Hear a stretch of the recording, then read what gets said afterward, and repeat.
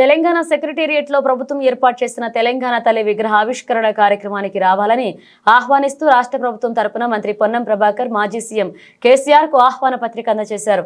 ఈ సందర్భంగా కేసీఆర్ మంత్రి పొన్నం ప్రభాకర్ విందు అనంతరం పలు విషయాలపై చర్చించుకున్నట్లుగా తెలుస్తుంది. సుమారు గంట పాటు వ్యవసాయ క్షేత్రంలో గడిపిన పొన్నం ప్రభాకర్ అనంతరం మీడియాతో మాట్లాడారు.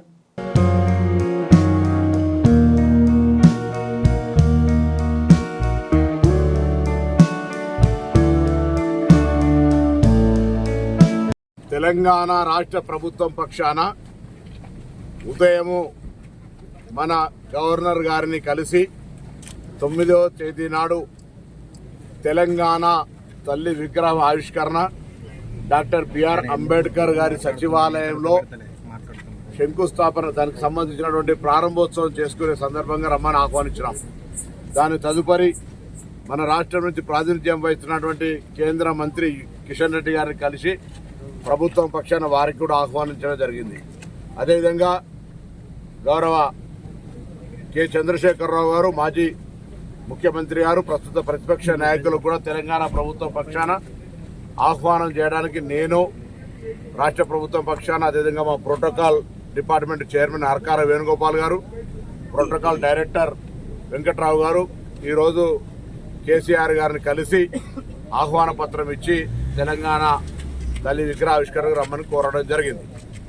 ఈ సందర్భంగా తెలంగాణ తల్లికి సంబంధించినటువంటి విగ్రహ ఆవిష్కరణ కాబట్టి ప్రభుత్వం పక్షాన మర్యాదగా మాకుండేటటువంటి సమాజంలో తెలంగాణ వారిని అందరినీ కూడా గౌరవించుకోవాలనే ఉద్దేశంతో అందరినీ కూడా ఇందులో భాగస్వాములు చేయాలని చెప్పి వారికి ఆహ్వానించడం జరిగింది. చర్చ రమ్మని చెప్పినాం, ఆహ్వానించినాం.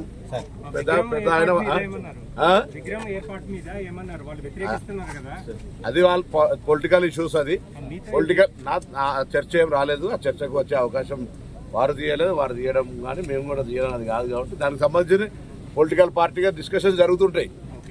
వారు ఒక ప్రతిపక్ష నాయకులుగా ప్రభుత్వ పక్షాన మంత్రిగా ప్రోటోకాల్ డిపార్ట్మెంట్ కలిసి ఆహ్వానం ఇచ్చాం.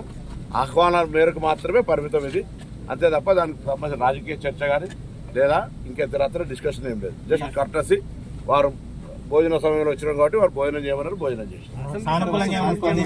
ఇప్పుడు వారి నిర్ణయం తీసుకుంటారు. నేను సానుకూలం వస్తున్నావా లేదా అని అడగడం మంచిది కాదు, వారు మాకు చెప్పడం కూడా మంచిది కాదు. వారి నిర్ణయాన్ని తప్పకుండా మీకు ద్వారా సమాజానికి చెప్తారని ఆశిస్తా ఉన్నా.